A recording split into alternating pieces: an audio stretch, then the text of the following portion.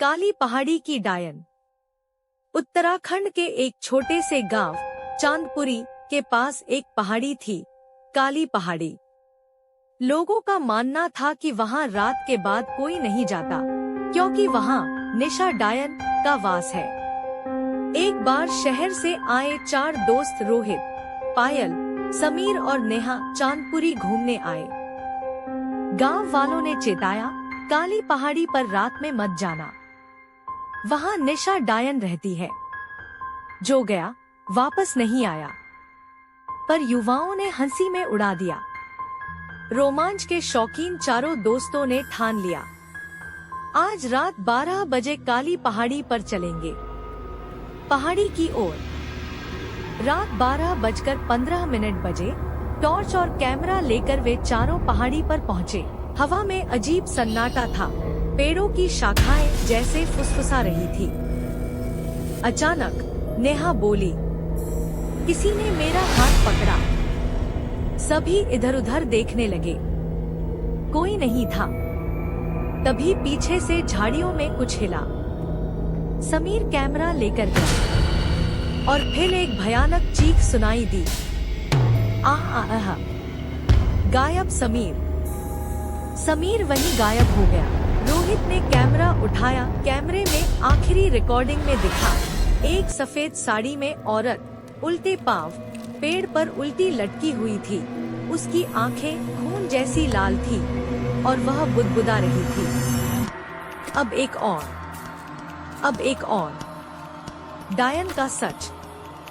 पायल ने गांव के एक बुजुर्ग से सुना था, निशा एक विधवा थी जिसे गांव वालों ने डायन कहकर जिंदा जला दिया था। तब से उसकी आत्मा काली पहाड़ी में बसी है।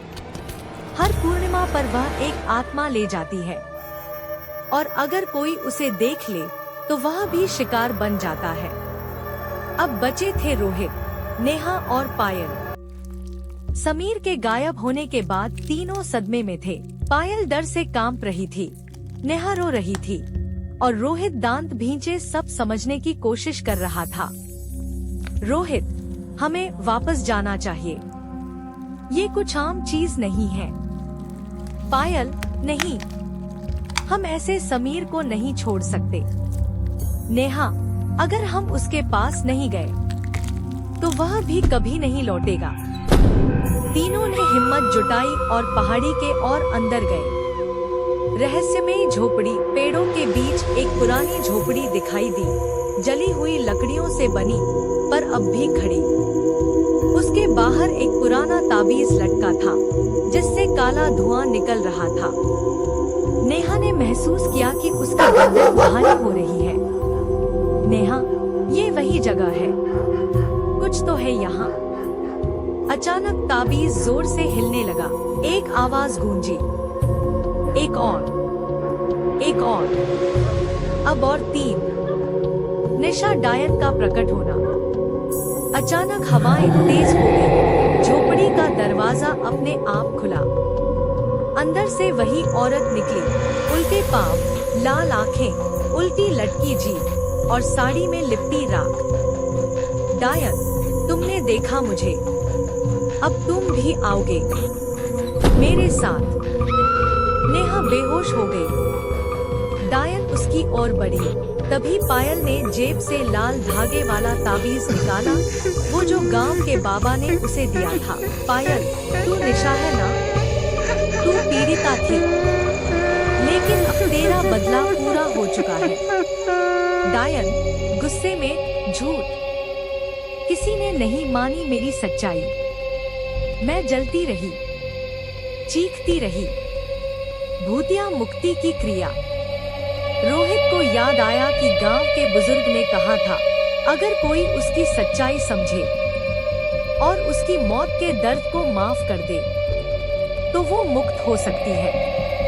रोहित, निशा, हम तुझे समझते हैं, तू निर्दोष थी, हम तेरे लिए न्याय लाएंगे। समीर को छोड़ दे और इस दर्द से आजाद हो जा। डायन की आंखों में आंसू आ गए, उसकी देह कांपने लगी।